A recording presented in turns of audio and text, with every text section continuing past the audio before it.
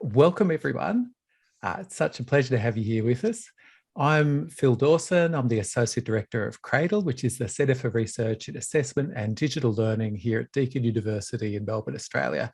I'm so happy you can join us for our seminar on new directions for feedback seeking in research and in practice by Professor David Carless. I wish to begin by acknowledging the Wurundjeri, people of the Kulin Nations, the traditional owners of the land on which I am located today. And we pay our respects to the local people for allowing us to have our gathering on their land and to their elders past, present and future. I invite you to type your location into the chat and acknowledge the traditional owners of where you are located. And I acknowledge that Aboriginal sovereignty has not been ceded. Before introducing David, I want to mention a few procedural things about how we'll be running things today. So the overall structure is that David's going to talk for probably about 45, 50 minutes. Then we'll have questions and we'll do a formal close on the hour. So for us in Melbourne, that's 3 p.m. so that people who need to can go off to other meetings. And David's agreed to stick around with us for another half hour after that so we can discuss and do sort of more Q&A from there. This is a Zoom webinar, so your camera and microphone won't work. So don't worry, we can't see you, we can't hear you. So do feel free to use the chat to talk to other participants. We love it when there's a really great, vibrant chat going on, but know that we're not monitoring that for questions. If you'd like to pose a question, please use the Q&A function. You'll see there's a little Q&A button on the sort of bottom of that Zoom thing. So chuck your questions in there and also upvote the questions that you would like to see addressed, because we'll be dealing with those questions that get voted for by the most people first. We'll be recording this seminar and sharing it with a recap of the seminar on a blog. This usually takes us a week or two. If you registered for the seminar, you will get an email with how to get the recording. All right, that's the formalities. It's my absolute pleasure to introduce Professor David Carless from the Faculty of Education at the University of Hong Kong. David is also an honorary professor with us here at CRADLE and a principal fellow of the Higher Education Academy. You might know David from many different ways. It's like introducing one of those actors. You go, which ones of their movies am I going to talk about? So take this as sort of my personal pick. Firstly, David's recent book with Naomi Winston, Designing Effective Feedback Processes in Higher Education and Learning Focused Approach. That's probably my go-to book for people who want to get started on understanding sort of feedback and they want to read a book, they want to do feedback design. It's a great book with some really great examples of how do people actually do feedback the way that we now understand it to be. You also might know him from the classic Carless and Bowd feedback literacy paper. That's also become a real go-to paper for what is this feedback literacy thing? And if you go onto Google Scholar, you'll see it's got an enormous amount of citations. But David's feedback work actually goes back at least a decade and a half, including many other contributions. I know a couple that stand out for me are his work on sustainable feedback, which I think really underpins a lot of what we currently understand as the new paradigm feedback work or the feedback Mark II or those various other new ways we understand feedback. And also I really like a paper that you did a fair while ago trying to disambiguate peer feedback and peer assessment. And that's been another one of my go-to references. David's also a generous mentor to so many of us newer researchers in the assessment and feedback space. And I've had the pleasure of visiting David in Hong Kong, and it was really a sort of career-changing event. And probably my last little things about David are that he's got such a lovely dry sense of humour, sharp wit. He's laughing. If you go to the Dunning-Kruger experiments, they said that ability to judge the quality of humour is related to your ability to be humorous. And I've had training on how to be humorous. So either we're both terrible or we're both okay at this. And also a very active Twitter presence at Carless David, if you want to follow him. All right, David, that's enough of me. I've chewed up enough of your time. Over to you. Thank you so much. Thanks, Phil. Thanks for those words, and I hope everybody's doing okay today. I hope you can see my first slide. I'm going to be talking about feedback seeking, the idea that learners should drive feedback processes. So if we want to put learners in the driving seat, then I think feedback seeking makes a lot of sense. And maybe feedback seeking merits even more attention than it's hitherto been given. So what I'm going to try to do in the next sort of 40 minutes or so is to talk about some of the key feedback seeking rationales, concepts, and strategies. But then in a sense also, this presentation is feedback seeking in that I'm going to share some of the puzzles that I've been kind of grappling with in trying to engage with feedback seeking in the last few years and invite comments, questions, etc. On these puzzles, which I will kind of illustrate as we go along. And at the end, I'll try and sum up and tease out some key implications and future directions. So the presentation is guided and drawing on two different work in progress. Both of them have been going on for quite a long time, and I'm fine with that. I think sometimes good work takes time to gestate. The first project is with Martin Leenknecht from the Netherlands, from HZ University of Applied Sciences. In the key flagship. So sorry, David, people are just saying they can't see any slides. I'm not sure if you are hoping to show slides right now. Sorry. Let me start again. Yeah, thanks. That's good feedback, Phil. What do I need to do? Yes, now something's coming up. Okay. Yeah, that's the right one. That's got the presenter view. Fantastic. Thanks. Yeah. Okay. So, yeah. The first study that I'm drawing on, as I said, is done with Martin Leenknecht. In our flagship journal, Assessment and Evaluation in Higher Education, there are only 2 articles that have feedback seeking in the title. One of them, Martin Leenknecht, is the lead author. The second one is done by a CRADLE group, which I will refer to later. But this first bit of research, Martin visited Hong Kong in October 2019. So we've been working on this one for 2.5 years now. Martin's done also quite a lot of other things, such as completing his doctorate. The focus is on empirical research on feedback seeking in undergraduate education. We're doing a scoping review.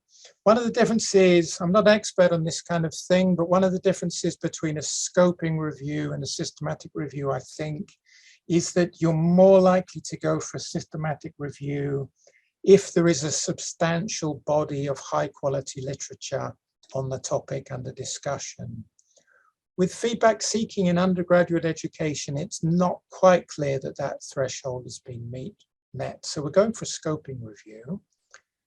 With all kinds of review, one of the recommendations in the methodological literature, and this recommendation is not always followed, is the idea of having an expert group to give feedback and to guide the research. And I think that's one of the highlights of what Martin and I have done. We have 10 members in the expert group from North America, the UK, Australia, mainland Europe, and they've been giving us some very helpful input along the way. Martin will be talking about this paper in Cadiz in the early assessment SIG at the end of next month. The second study that I'm going to draw on is with an undergraduate student in Hong Kong U, a very talented undergraduate, Stephanie Young. And if you know my background a little bit, I've done longitudinal qualitative research before. This is not a fly on the wall study like I have done in the past, but this is an intervention study where I'm actually working with Stephanie on her feedback literacy and her feedback seeking. So that's another thing that I'm going to kind of draw on in the background of what I'm talking about today. So in terms of some of the key concepts in feedback seeking, the next section will try and tease out some of these elements. Definitions, that's often a challenge, isn't it? Defining our terms and then sticking to the definition that we've set at the outset. I'm giving two definitions. The first one I think matches quite well with new paradigm feedback thinking, in that not only does it involve seeking the information, but interpreting it and applying it. And I think this definition meets well with what I've been doing with Stephanie, because she interprets and applies the feedback seeking. The second definition, I think, matches the work I'm doing with Martin a bit better, because the 43 articles in our database in our review didn't tend to focus on the interpreting and applying. They were more on the proactive search for evaluative information. So I'm sort of teasing those out as two possible definitions of feedback seeking, and I'll come back to terminologies and definitions as the story unfolds. In terms of rationales for feedback seeking, Phil's put a tiny bit of pressure on me by claiming that I have a dry sense of humor. Well, perhaps I could illustrate this in terms of the sort of mother-in-law, father-in-law trope. Imagine you have a small child, and if your mom or your dad or your mother-in-law, your father-in-law start saying to you, well, I think you could be bringing up this child in a different and more effective way, it can be quite sort of jarring and unpleasant. But if you flip it round and you say to the grandparents, your parents, what do you do when the baby's crying uncontrollably? Do you have any techniques from your experience? Do you see what I mean? That solicited versus unsolicited feedback has quite a different impact and can influence the way the conversation unfolds. And I have a feeling that in feedback in higher education, we have too much unsolicited feedback and not enough solicited feedback. And I think that's maybe one thing to think about. In terms of solicited feedback, Bloxham and Campbell, 2010, in Assessment and Evaluation in Higher Education, they published a paper about what they called interactive cover sheets. And the idea was that on the cover sheet of your assignment, you state the kind of feedback you would like to receive. I would like to receive feedback on the argumentation. I'd like to receive feedback on the organization. I always struggle with the reference list. Can you give me some pointers on that, et cetera, et cetera. Now, this seems like an attractive and user-friendly idea. It promotes some student metacognition. It's the beginning of some kind of dialogue between the student and the marker of the assignment. And there have been various developments since then, some being a bit more reflective, some encouraging students to state what previous feedback they've used. And I think that's a powerful idea in encouraging uptake. I think you can use the interactive cover sheet idea in relatively straightforward ways. It's a kind of add-on technique. Hasn't been researched that much. I think there would be a value in research that looks at how it evolves over time. Do students get better in feedback requests over time?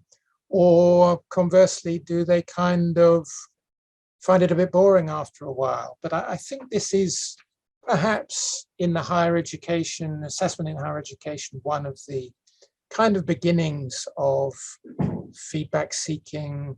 And it was framed from a kind of dialogue perspective. Then the second article in assessment and evaluation in higher education that has the keywords feedback seeking is this very nice article by Gordon Jockin and CRADLE colleagues. I often go back to this article. I really like it a lot. One of the things they did is they try to tease out the similarities and differences between feedback seeking in organizations and feedback seeking in higher education. Feedback seeking in organizations has a long history, lots of research activity. Feedback seeking in higher education, perhaps surprisingly, not quite so much. And then this article also tried to tease out some implications for feedback literacy, which is another thing I will come back to a bit later. Now, in this article, they didn't coin the terms, obviously, but they summarized quite nicely some of the key feedback seeking strategies, which revolve around inquiry and monitoring. So we might think of feedback seeking as direct inquiry, asking for advice. It can also be indirect inquiry when we start up a conversation or make some self-critical comments, and the conversation may lead on to some direct inquiry. But then there's also another key element of feedback seeking, which is monitoring. In other words, looking around you, looking at what others are doing, looking for cues in the learning environment to inform your next step. And these will be a couple of the key themes, inquiry and monitoring, which I will come back to later. I'm going to make a little short digression at this point. Phil mentioned mentoring. It's something that I believe in a lot, and I think is very important. And I have a feeling that feedback seeking is a slightly underplayed aspect of learning to become a researcher and becoming a better researcher. And I think sometimes as an academic, we need to create and take advantage of opportunities for feedback seeking. Certainly, this is something I've always done throughout my career, and I still do. When I have a paper and I think it's nearly ready for submission to a journal, I usually send it to somebody in my network and ask for comments. I try to vary who I send it to because I don't want it to be too much of a burden. But I remember about 15 years ago, sending a paper to a colleague and saying, it's nearly ready to go to a journal. Could you give me some feedback, some critical comments? And the person just wrote back and said, hey, David, your work is good. Your writing is good. I'm sure the paper will be accepted. Now, of course, that wasn't any help to me, and it didn't really prepare me for anonymous peer review that is seldom supportive, often fairly hard hitting. And I think probably the paper was rejected at least once. So I have a feeling we need to actually actively beg or encourage our interlocutors to give us some really hard hitting critical comments. So sometimes I say to people, well, what's the worst thing you could say about this paper? Or if the editor was going to force you to reject it, what might you say?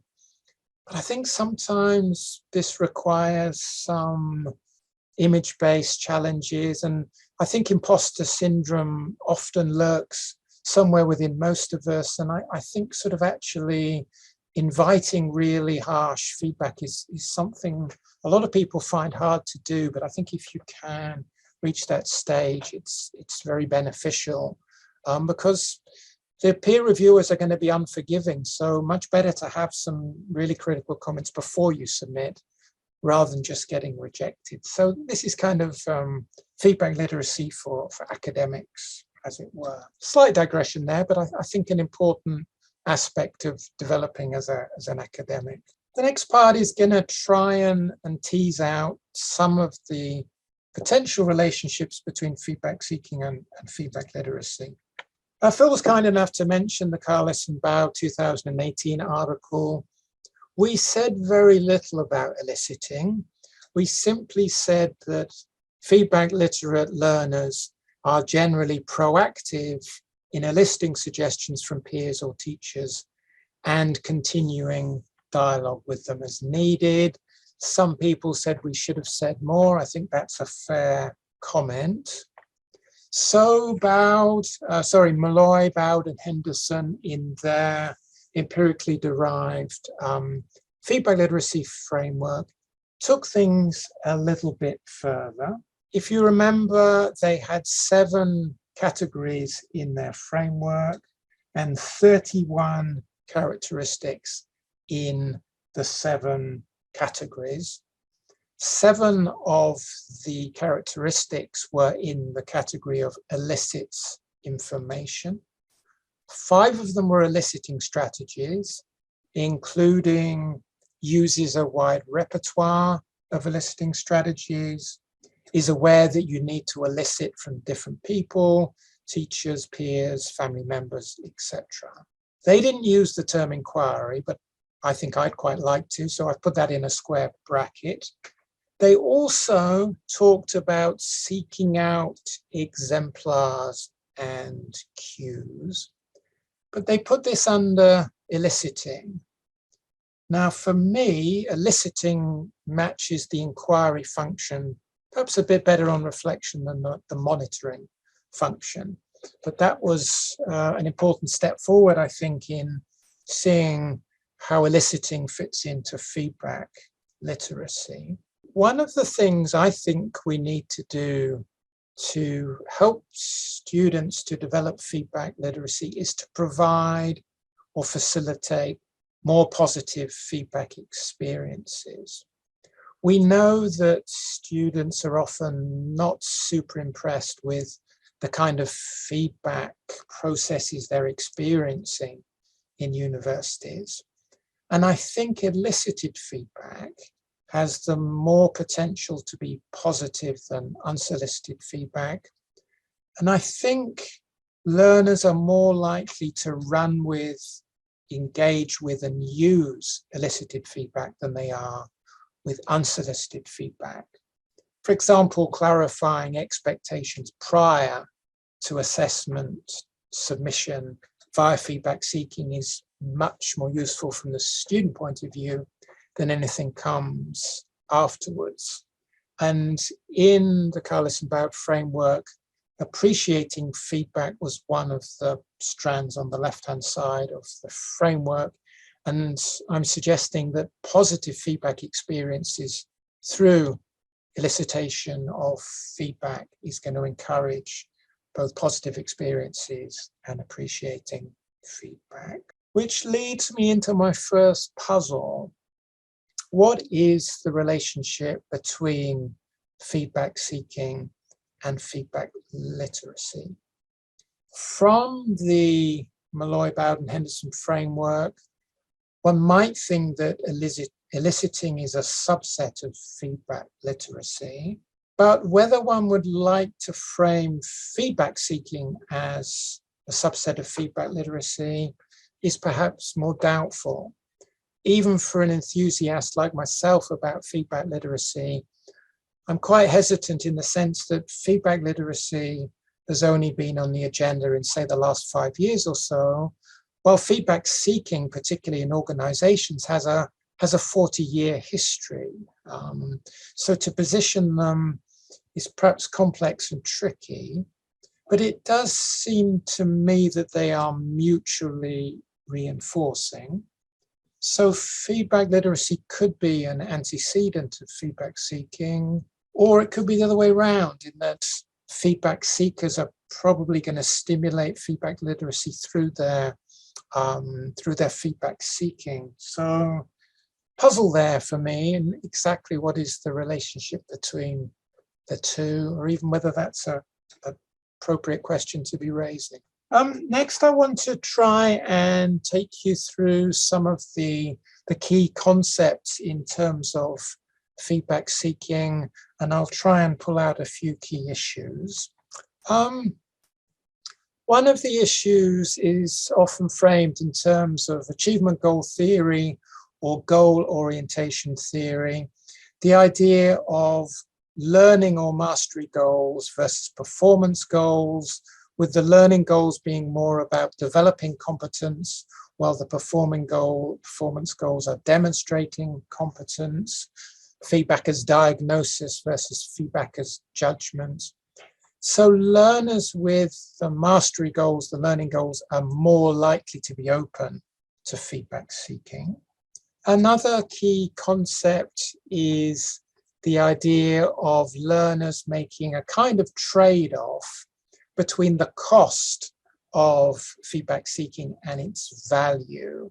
So in terms of the cost, you've got to open yourself up, your vulnerability, you've got to make the effort, but the payoff, the value, presumably is in improved performance and higher grades.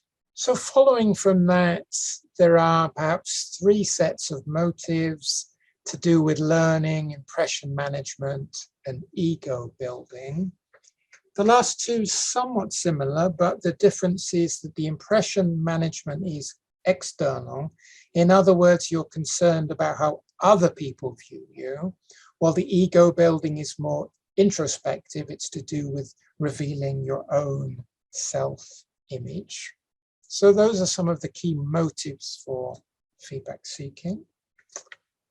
Then in terms of the characteristics of feedback seekers, largely positive, largely mirroring high achievers in life and in higher education, high expectation, self-efficacy, diligence, competitiveness, self-esteem, etc.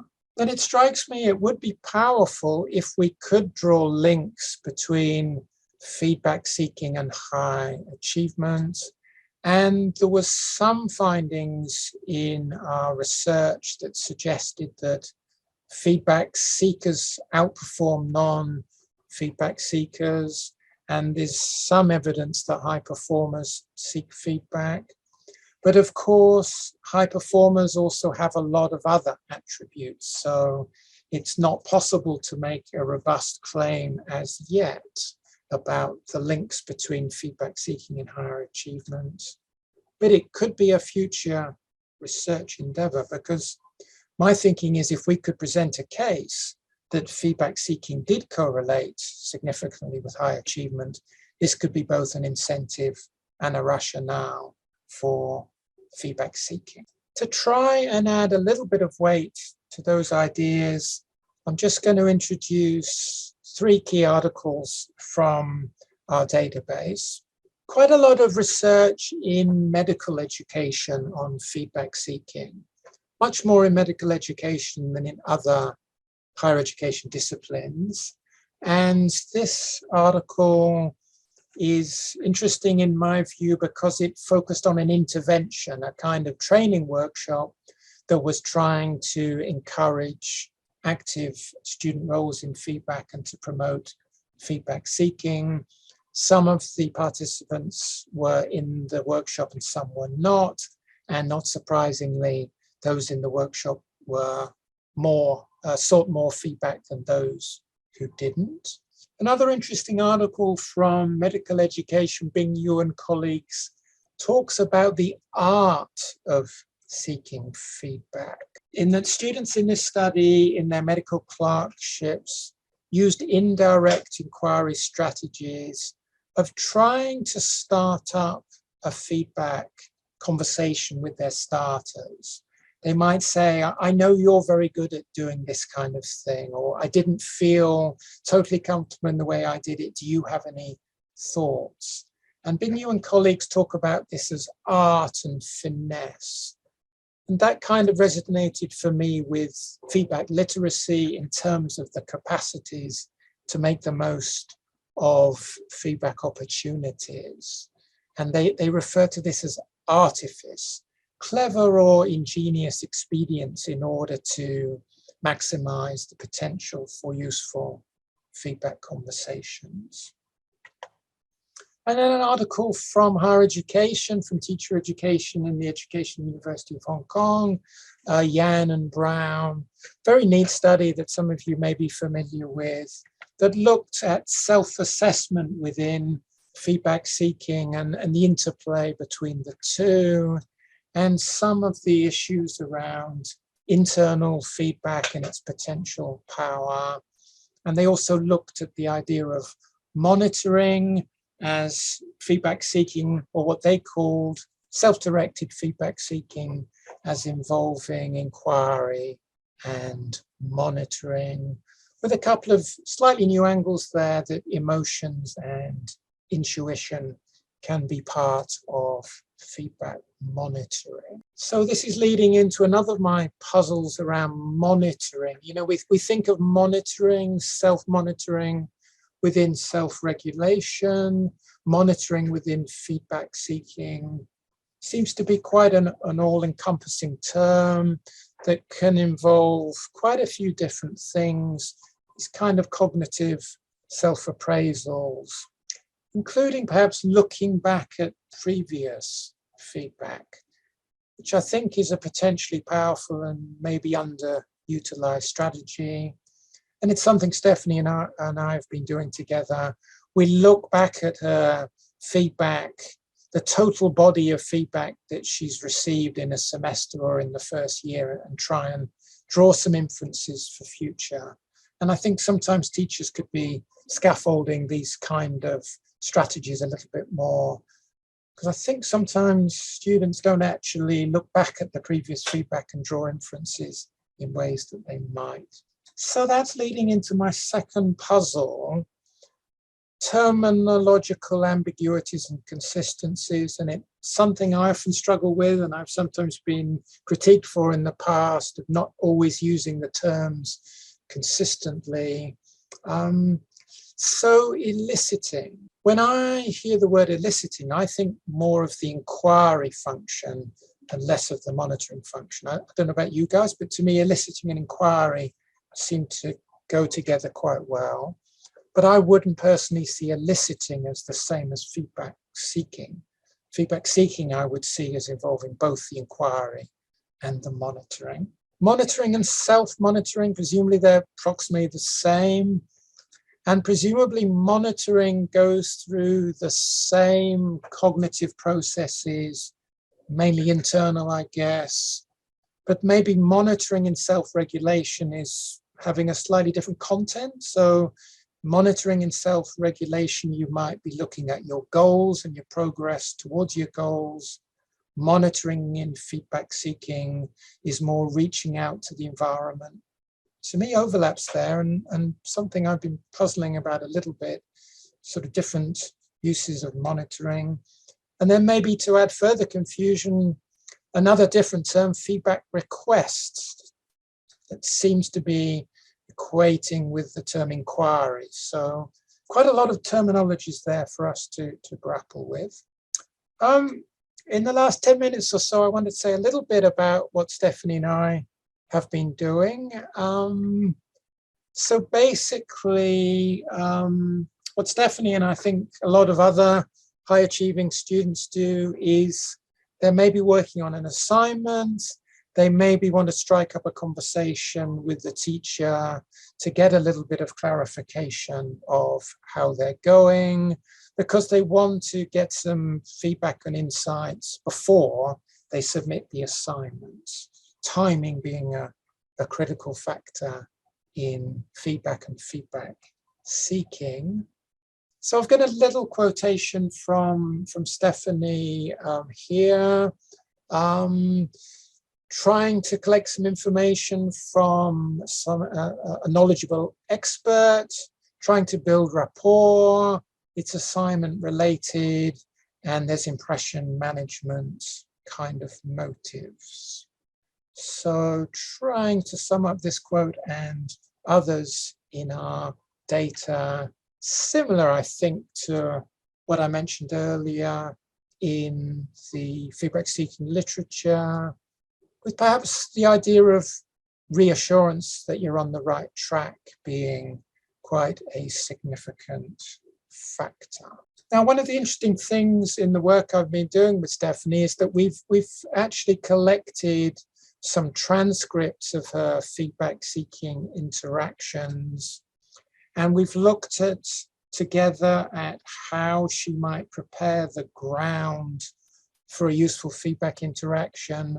And Stephanie had some hesitation about sending an outline to the teachers because she thought that might be a little bit too burdensome. But I think the teachers seem to be telling us that a concise 1 or 2 page sort of advanced organizer can be helpful to them. And then in our analysis of the transcripts, we've seen various moves, and we tried to draw on literature, on feedback interaction, on tutorial interaction, on feedback talk.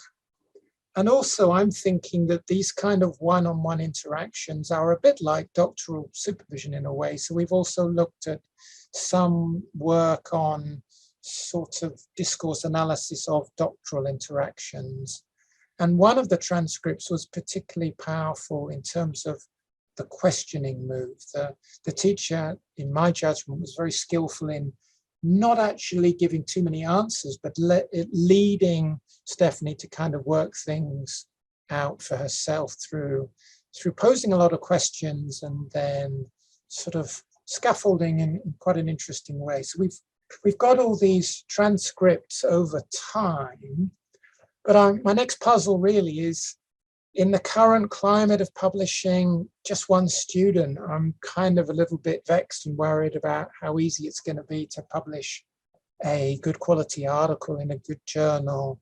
On the plus side, we've got transcripts, we've got longitudinal transcripts, we've got a whole range of other data. But I'm wondering whether we maybe need to position it more as maybe illustrative of a concept or illustrating some ideas with the data used to support an idea. Not sure, interested in if anybody has any views on how to bring out the best in the data we have. It's actually a very rich data set. We've also got all the comments across the many years of her program, all the feedback she's received, all the different assignments she's done. So it's a kind of rich data set, but how to handle it is something I'm still struggling with 2 or 3 years into that project. Another puzzle, and I remember early in my teaching career, I would sometimes reach out to the students and offer them opportunities to submit drafts or have tutorials, and they seldom took the opportunities up. And I think it's a problem we face in feedback research and feedback seeking research, that the lower achievers and the lower motivation students are probably the ones who least take up these opportunities, but they need it the most. And this is perhaps one of the challenges in feedback, that we have maybe lots of strategies that work quite well for very good students, but not so many strategies that work well for lower achieving students. And maybe exemplars are one possible strategy there. But of course, the emotions come into it a lot, the fear of being judged, procrastination, etc. But just before I go into a short conclusion, Stephanie, I think you're there. Would you like to add your voice for a minute or so to add anything you'd like to say? Oh, will that work, Phil, or not? I've just promoted her to being a panelist, but it just told us she may have to jump off and then rejoin. Oh, sorry. Hi, can you hear me? Yeah, that's great. Thanks, Stephanie. Hi, hello. It's very nice to be here, and I'm very grateful to be able to work with Professor Carless on this very insightful project together. So maybe I'll just quickly start with my main strategies when I seek feedback as an undergraduate student. So mostly I take on this view that as long as I first identify the dynamic or the personality of the professor. So if they seem very friendly, then obviously I'd be more willing to talk with them and seek feedback from them. So it's like I won't feel too freaked out when I really go chat with them. And but then if the professor doesn't seem too open to feedback seeking, then I'll try to avoid it. So just to maybe as a form of impression management as well. So another thing I would try to do is to have a sufficient preparation before meeting with the professor. So usually I'd start with a draft or at least maybe an outline. And recently I've been submitting outlines to the professor before seeking feedback so that the professor can prepare beforehand, and it seems to facilitate feedback seeking a lot more than just me showing up with a whole outline, and it might be stressful for both the teacher and the student. So in terms of the benefits, I think obviously it helps build a good relationship with my teacher, since having, you know, one-on-one talk together will definitely build some sort of rapport. And also, most importantly is that the conversations will help me with my thinking process. So usually I would realize some of my own misunderstandings that I didn't know before during the chat. So maybe when I'm trying to explain my assignment, and the teacher will point out what flaws I have in my logic, or what their expectations are, so that I can clarify what I need to do. And but the challenges is that I really have to prepare beforehand, and my time management has to be like sort of perfect so that I can get everything done before the consultation.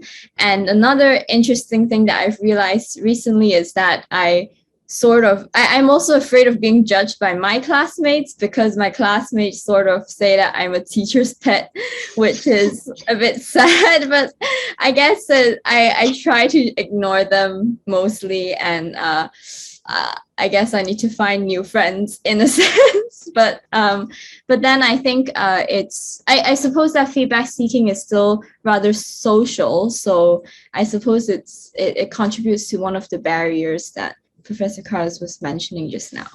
Great, thanks, Stephanie, and thanks, Phil, for facilitating that. Thank you. Just briefly, conclusion. Just to sum up, I think there are a number of advantages of promoting feedback seeking. They bring partnership into feedback processes. They align with new paradigm feedback thinking.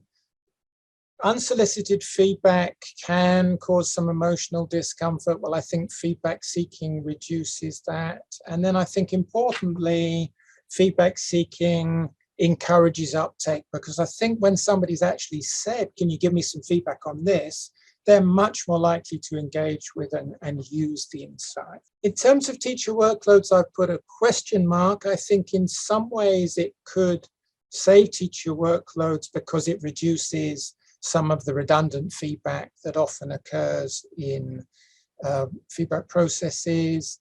It maybe helps with the timing aspect. But I suppose I also worry, on the other hand, that if there's a lot of classmates like Stephanie asking for tutorials, asking for advice, emailing the professors, then in a large class, this could be quite a lot of work. So I've put a sort of a question mark there. In terms of recommendations, I think teachers and course managers and coordinators could try to embed feedback seeking in the first year and embed it cumulatively within the curriculum. I think we need to develop relational climates for feedback seeking, revealing vulnerability, openness, friendliness, sincerity, trust, etc. And then I think sometimes we could do more as teachers to share our own feedback and feedback seeking experiences, share how we reach out to peers, share how peer review works in academia. I think if we were to share this more with students, I think this would help to break down some of the barriers in feedback. So my time is nearly up. Just one final slide, a few possible areas for further exploration. In relation to the impact agenda and what is the sort of impact of feedback, I think more evidence of the benefits and of uptake of feedback seeking would be useful. I think we could do more to promote feedback seeking, including the monitoring side of it as well as the inquiry. Maybe more interventions to encourage feedback seeking. And then, if you remember, I talked a little bit about the Jochen et al. CRADLE paper on feedback seeking and they talked about linkages and synergies with feedback seeking in organizations versus feedback seeking in higher education. I've also talked about medical education being a big theme. So maybe there is more potential there for productive synergies between different literatures. And a few months ago, there was a great talk, CRADLE talk by Frederick Anseel, who's an organizational feedback-seeking guru. And I think that might be a nice thing for CRADLE to do in future, maybe get somebody from the medical education sphere to talk about feedback-seeking in medical education and draw more the synergies between different literatures.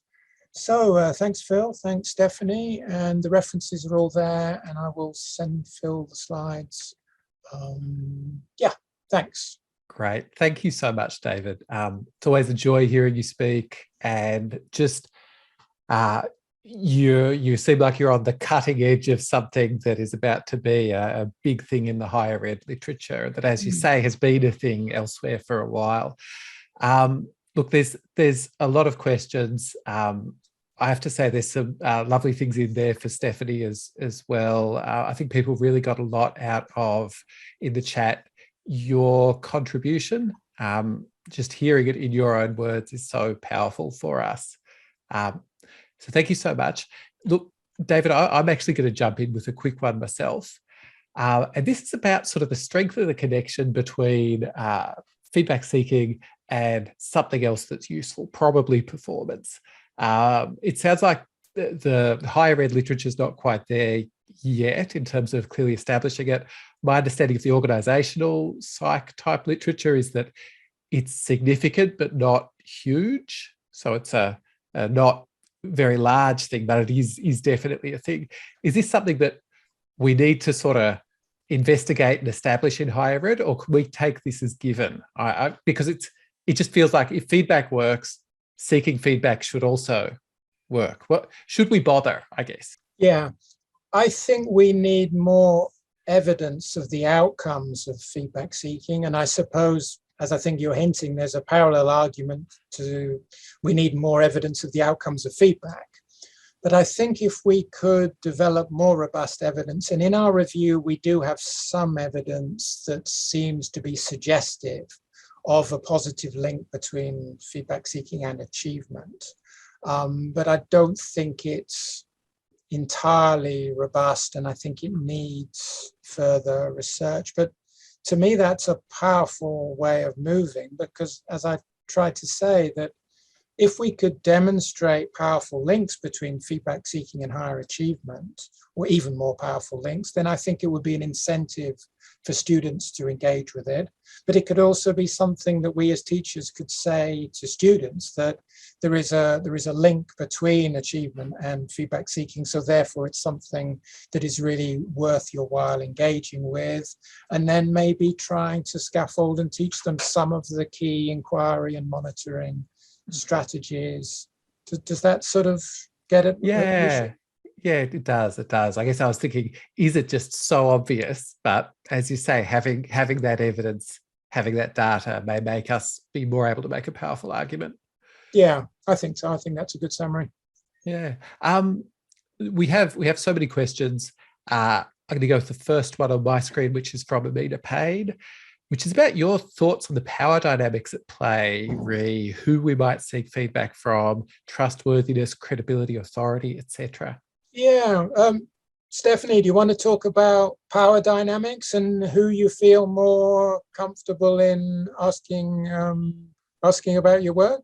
Hi, yes. I think in terms of the teacher and the student, so sometimes when teachers really act like unopen to new ideas, so if they're very insistent on their own ways of doing certain things, I think that in some way discourages students to seek feedback. So usually students are more interested in speaking with a teacher who's more welcoming, or doesn't really shun your ideas immediately when you suggest it to them.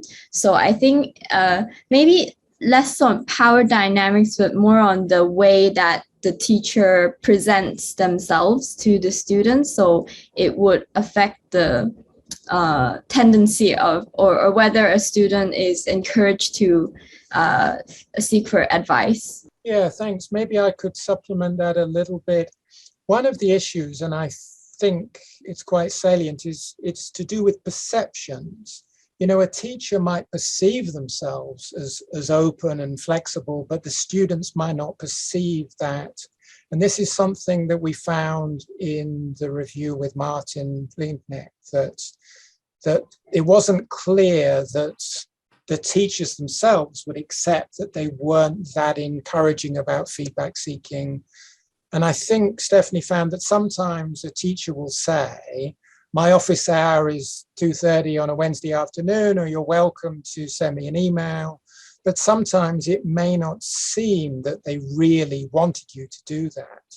And I guess it's also a workload issue, because if you were so super enthusiastic that a whole load of students contacted you want to have tutorials, it might become unmanageable. But I had a feeling that if teachers genuinely want students to approach them, that maybe multiple reminders and really sincere, you know, make it seem that you really want them to do that rather than it's just an option. Yeah, I mean, Stone and Heen talk about a relationship system in sort of feedback relationships.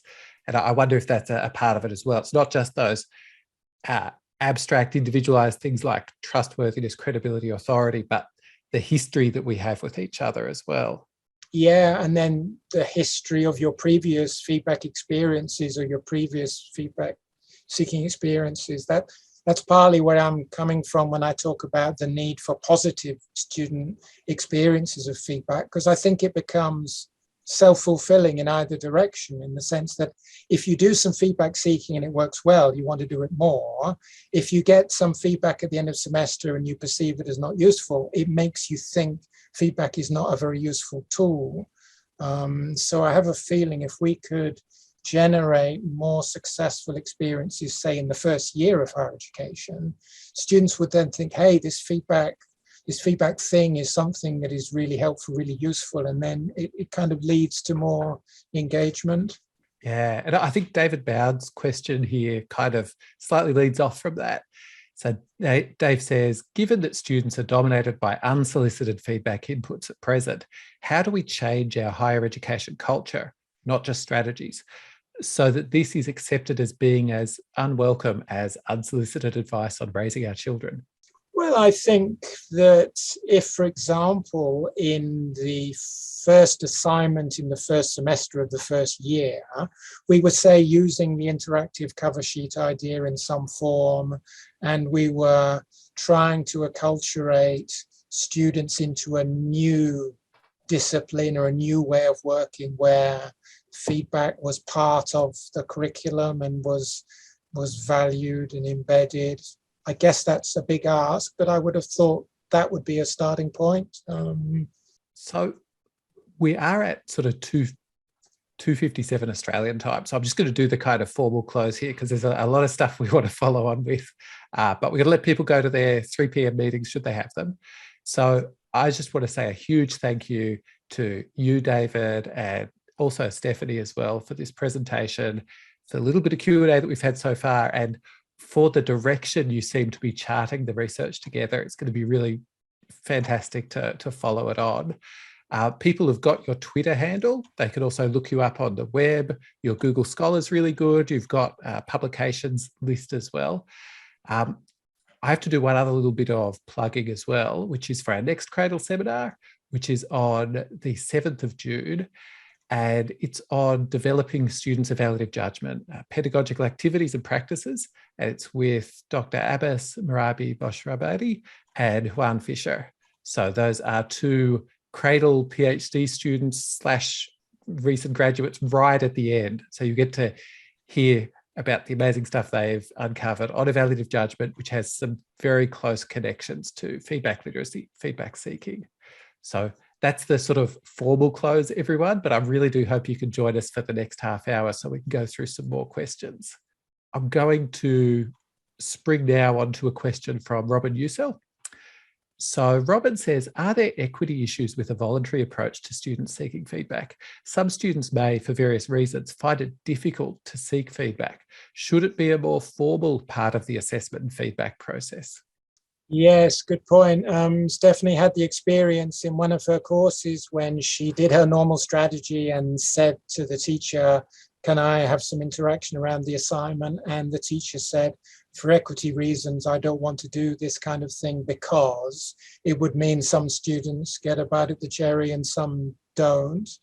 But I suppose the counter argument in a sense is that every student can approach the teacher and ask for advice, but not all of them do. But I suppose there's a further dimension in that in Stephanie's program, the class size is often around 20 to 30 in a smallish cohort. Presumably, if you're in a massive big class of 2,000 students, like in a big first year course, then inquiry of that kind is not really going to be very feasible in much detail. But I suppose each teacher needs to set the parameters of what is reasonable in their situation, in their course. And I think in the chat, some people have been talking about teacher feedback literacy as part of the dimensions of organizing and promoting feedback seeking within students. And I guess we've got teacher feedback literacy and student feedback literacy operating in connection in some ways there. Stephanie, do you want to say anything about the equity thing, or is it something that's just, it's you and a couple of others in your class that are doing these kind of feedback seeking and a lot of them are not doing it at all? And is that perceived as somehow unfair, do you think? For me personally, I don't think it's unfair, because if a student puts the effort to ask a question, then I think like a student would appreciate it if the teacher can at least say a few things or just set up a chat. And it's true that usually, even out of my very small class of just 20 or 20 something students, I think only 3 at most would seek feedback in a way that we see as initiative or something like that. But I think perhaps to deal with the equity issue, the teacher can also phrase the feedback in a more general way instead of giving to specific instructions, so that it would be fairer for other students who don't have this sort of feedback. But on another note, sometimes when I receive feedback and I think it's applicable for other students as well, I would share it to my friends who are less confident in asking a teacher directly to have a consultation. And I think in a way, if a teacher sets up a consultation with one student, maybe that student will share it to with their peers, and that facilitates the teacher-class interactions in a sense as well. So, yeah. And I think in one of your classes, it was actually part of the flow of the curriculum that there was a tutorial, wasn't there, in pairs? Yes, I think there's a lot of pair work as well and sometimes it helps out with maybe if one of them is more is a high achiever and the other one is lower achieving. And sometimes when 2 peers work together, we can give feedback to each other. And so especially in one case where I worked with a classmate who was good at writing, and I was more good at coming up with ideas. So when we came up with the assignment, it was quite well developed together. So we, fill in each other's gaps in a sense. And I should acknowledge that we're fairly well resourced here, and we have fairly generous ratios in comparison with some of the major Australian universities, I think. Yeah. And sort of on that, a lot of the talk just now has been around sort of feedback seeking for teacher feedback.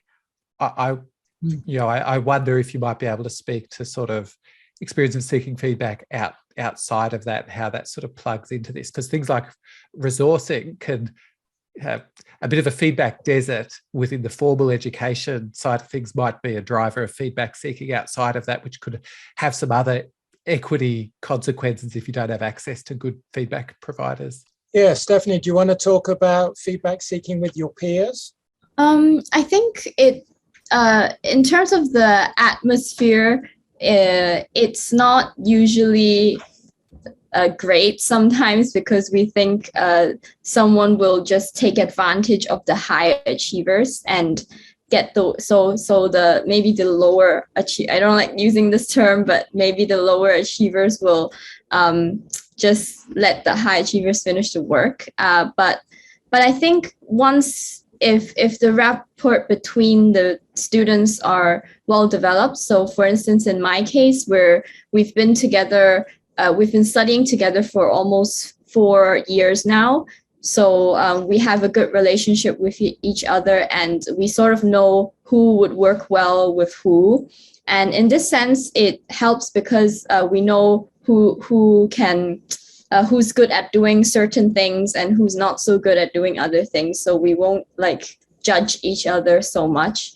And once that gets going, usually the results would be best because we can remind each other what we couldn't see by ourselves. So for instance, if we wrote an essay together, then we can help read each other's parts and give comments to each other and say, oh, you forgot to use like a citation here, or you could have phrased this in a better way, but then I might not be able to see that by myself. So it's like collaborative work is definitely better, but since it's collaborative, issues can still occur when it's not, not a good relationship. Yes, so feedback seeking from peers is extremely common, but from the teacher researcher point of view, it's mainly under the radar and not something that we really know that much about, but we just know it's going on.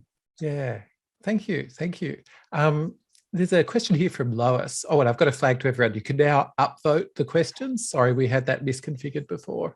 So you can now see the questions and do the thumbs up, which means some questions will rise to the top, and we'll deal with those first. So Lois has a question. How do you help students ask the right questions? Does improving self-assessment play a role? Yeah, I think this is an important part of the interactive cover sheet idea, in that I think in the initial Bloxham and Campbell study, it didn't work particularly well because the students didn't really know what the criteria for good performance were, and they were first year students, and I don't think they really knew what would be a good feedback request.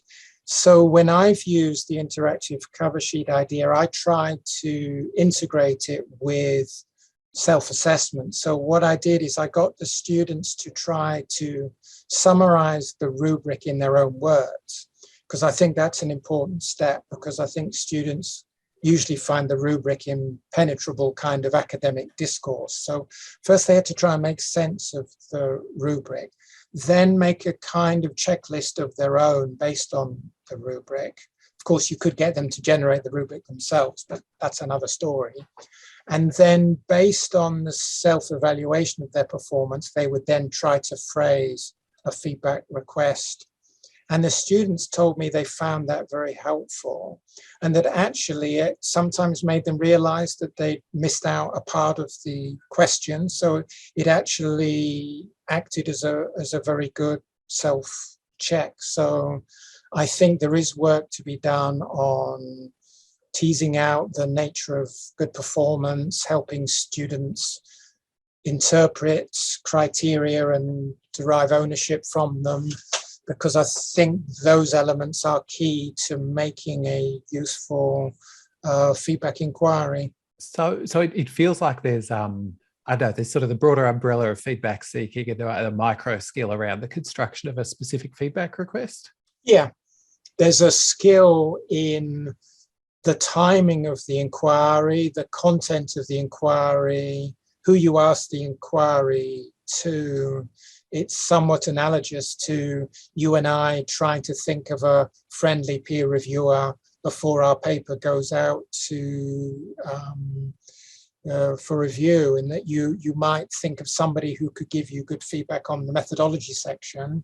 You might think somebody else who's an associate who could give you some hard-hitting critical feedback. So yeah, I think timing, the person and the place, quite important for feedback seeking, not ending up as a perfunctory exchange, but something that can actually add value.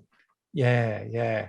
On that last sort of thing about you and I finding someone to comment on a paper, I'm reminded of one of your paper titles. I think this one might be one with Jiming Zhou. Only a true friend could be kind. Yeah, cruelly honest. So cruel. Yeah. We do need those people. Yeah.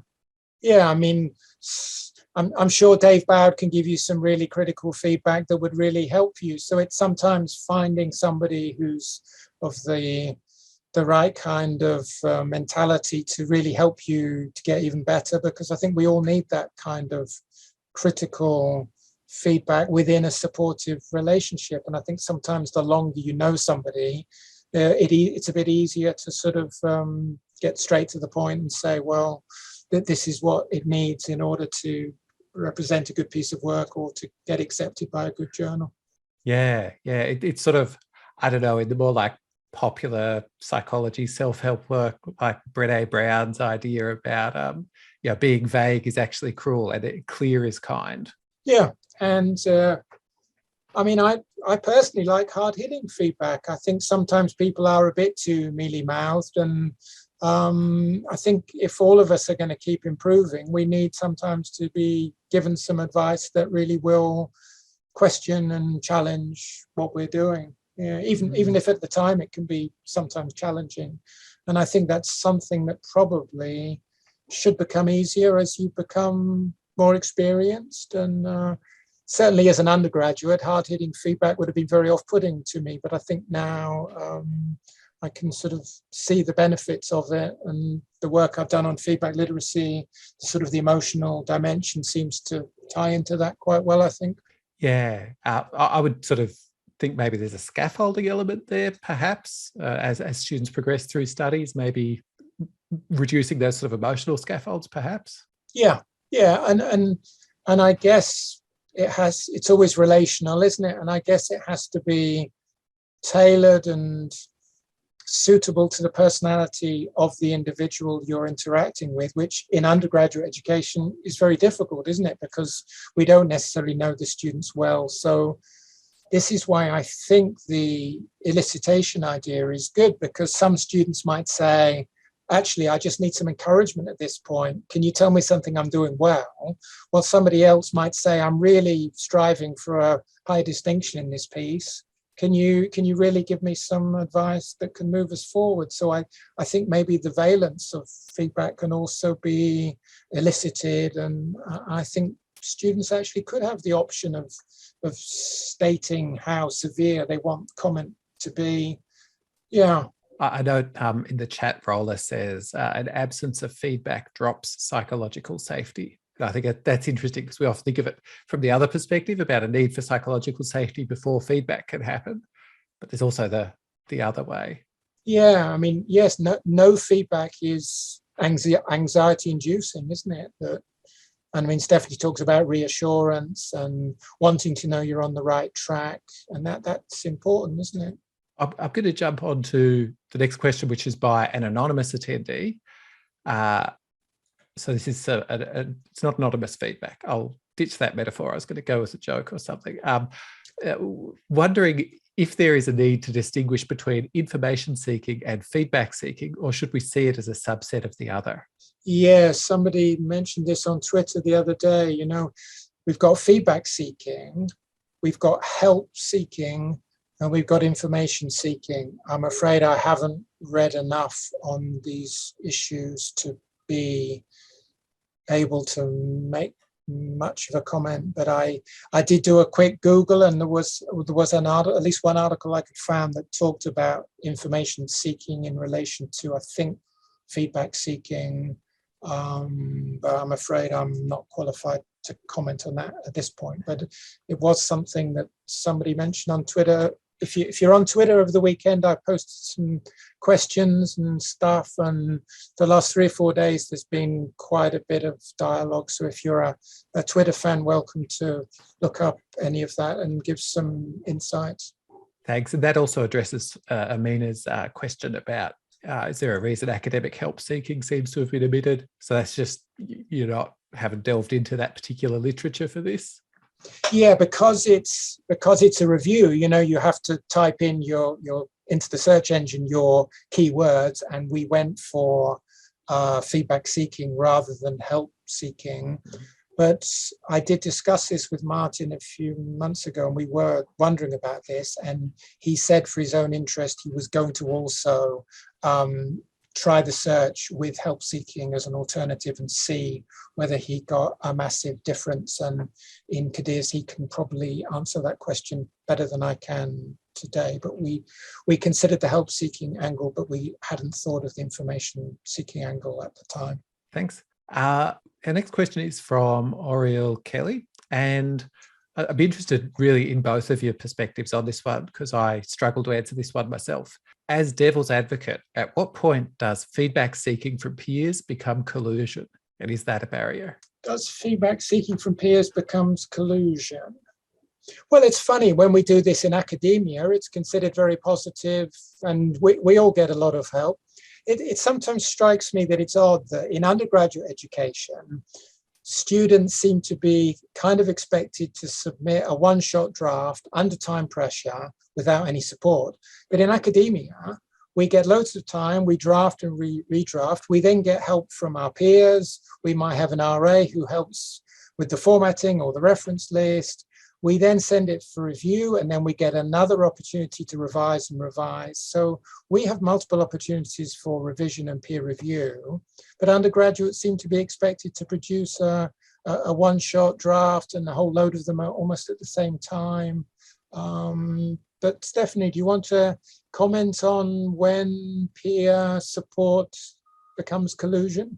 I suppose it depends on nature of the assignment or the task. So if it's an exam-based sort of assignment, or there is a model answer, you're supposed to memorize some sort of theories, then I think for more factual assignments, if peers work together to complete it, then it might become a sort of collusion, or it might go against the intention or the nature of the assignment.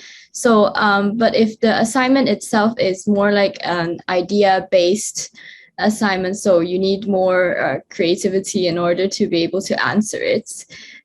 So maybe it could be an open-ended question where we're going to write an essay using our own ideas. So I think in that sense, then peer feedback would be very helpful for us to bounce ideas off each other. So for me, especially, I actually love texting or just having a chat with my classmates when I receive a question and I don't really know how to answer it.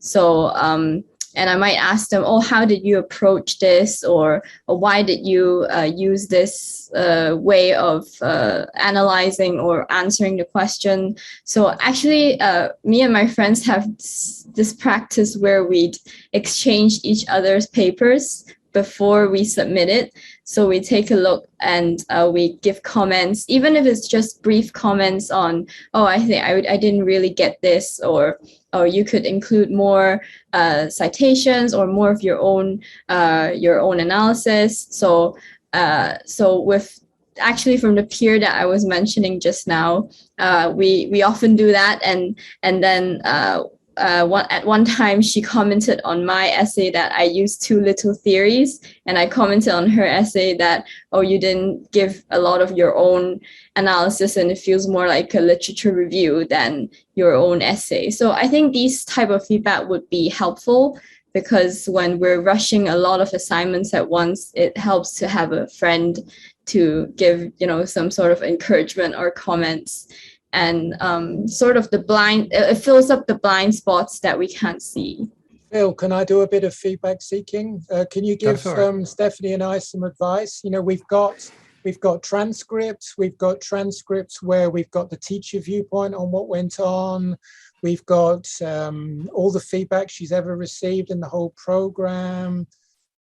Can you advise us on what we might do with this? Because I do worry that just one student, that reviewers are just going to say, well, you've only got one student, so we don't want to publish this in a good journal. Any thoughts on how we might position it? Look, I don't know. I know there's some pretty solid work on autoethnography, and people do publish single person autoethnographies in really good journals. So that doesn't seem to be an issue there. I remember talking with Dick Gunstone once about this issue of the single person case study, and he used to give an example of there was a way that computer programming was thought that it had to be learned in this way, and he had one of his PhD students had a single case where it was not learned that way, and that was enough. There was no need for further cases for the data. And I think that comes to how the question is framed as well, is how many instances. It's also about the sort of the depth of the data in the one case. The depth of your data in this case, in my opinion, adds up to more than we see in some I gave a survey to 20 students sort of studies. So I don't see it as a problem. I'd be really going to the autoethnography work. That's my thought. Thanks. We did think about autoethnography at the beginning, but neither of us are particularly persuaded by autoethnographic work. So we did have some doubts, but yeah, thanks for that. Oh, I would have a chat with Margaret Bierman as well. Okay. Sorry to dob you in on this, Margaret, but Margaret's been doing some really great work with educators at Deakin around autoethnography, and she's much more expert than I am with it. And Phil, have you got anything critical for us? What's the worst thing anybody's said, or the most critical thing anybody's said on the chat? Or can you get any sense of any sort of critical comments, hard hitting? So I think there's a commentary in here that you're quite focused on teacher feedback, and I would agree with that. Just the way that things have been framed has been a default assumption of teacher feedback as the normal type, and other types of feedback as the alternate or special case, and that really privileges teacher feedback over other types. And I think if you're looking at feedback seeking, it's just not, that's not the way I want feedback seeking to be framed. I want it to be more about the process of seeking it from many different sources. Yeah, I mean, I think you know me, so that's not my intention, but I think the reason it's positioned in that way is because I think the feedback seeking from peers is beneath the surface. So in our database with Martin Leenknecht, we don't have any articles that look at that kind of thing, because that's just not the way the researchers have done it. And I have a feeling that as a researcher, it's quite hard to identify and unpack peer feedback seeking, because it's private and because it's done outside of the observation of teachers and researchers. And I don't know any studies at all on peer, or very few studies. I know one study, but the article by Voigt et al. On feedback requests, there was peer assessment, and I think they asked the peers what kind of feedback they could give in a peer feedback situation. So yeah, but do you see what I'm saying, Phil? Do you think my answer is reasonable? No, I do think it is, and I've done the similar sort of thing, looking for work on student-initiated feedback seeking, that's sort of informal feedback or outside of the formal educational context, and there really isn't much published on it. I know that from our Feedback for Learning project, we asked our 5,000 odd student cohort about like different people that they go to for feedback. Yeah. And we do have some evidence in there of students going to peers, friends, family, but that's about the depth of it. We can provide some sort of cuts of this group of people did it more than that group of people. And from memory, there was a surprising finding in there around international students doing more of that feedback seeking outside of education than domestic students, which was surprising for me because I had some assumptions around the domestic students having a lot of networks in place, but the international students must have had that as well. Yeah, and I remember a project I did a few years ago on feedback in different disciplines. The engineering students, they often approached their senior peers. So like the year 1 or year 2 students would often go to the year 3 or 4 students, and sometimes there was collusion, and they said, well, you've done this assignment in the past, can I have a look at it? And yeah, but I think a lot of that is, as I say, it's under the surface, and we know it goes on, but it's quite hard to research, I think. Yeah. But good point, thanks for that. Yeah, no, that's fine. And I don't know, I guess the other part of it as well is, to what extent is this something that's changeable in people? I think you and I are somewhat similar in that we're that kind of pedagogical researcher that wants to research things that can have some pragmatic benefit in the world. And the having a high-performing student who does it is a really valuable thing, because you want to see an instance of it happening. That's really valuable, but it doesn't tell us about the bulk of students. It doesn't.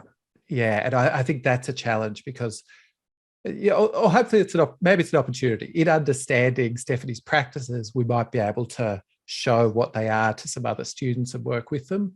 But I'd say if you were going to do further work along this line, try to get students who don't seek feedback and maybe talking with them about what are the not feedback seeking practices? What does that look like? Yeah, like I say, I think trying to embed it within the curriculum, perhaps through the interactive cover sheet, trying to scaffold it, trying to show evidence or provide rationales for why feedback seeking is potentially beneficial. I would have thought all of those things could help, but sure, I take your point. Phil, can I have another question? What do you see as the relationship between feedback seeking and feedback literacy? What do I see as that relationship? So, I've heard your talk, and I've followed what you've said on Twitter. I still see, so I see feedback seeking as a subset of feedback literacy. That's where I am. Feedback literacy is the super concept. However, feedback seeking behavior, as it's understood in that body of work, it encompasses more than what I think is just a lay understanding of feedback seeking. They've put in some concepts that go beyond it. So yeah, I'm not sure. I think it is a bit muddy as you've identified. Yeah, thanks. That's helpful. We do have some more questions on here. I guess this one from an anonymous attendee builds on the idea of feedback seeking beyond the formal context. How to develop feedback literacy for the non-formal type of feedback. So I think that is not the teacher. How to develop feedback literacy for the non-formal. Yeah, how can we help students develop feedback literacy? Or you could go with feedback seeking outside of formal education. How can we help students develop feedback seeking from parents, peers, other people? Oh, right. Well, I think you've got ideas there in like growth mindset and uncertainty reduction and wanting to improve. And I think people who really want to improve are going to be reaching out to other people to try and get ideas that can move them forward. Does that make sense? Yeah, and I think modeling those strategies, I think, is important. I think if students and others see us as teachers and professors doing these kind of behaviors, then I think that can be a potential source of inspiration. I sometimes think this with peer feedback. We know that some students don't like peer feedback very much or don't think it's a great idea. But if we were to demonstrate to them how much peer review is embedded within academia and we are constantly receiving peer feedback, sometimes it's annoying, sometimes it's helpful, sometimes it's not fair. I think if we were to sort of normalize these kind of issues, then I think that would be helpful to students to see this is how academia works. Yeah, I'm reminded of sort of Margaret Bierman, Liz Malloy's work on intellectual candour. The idea that we might want to lay some of that bare to students. Indeed.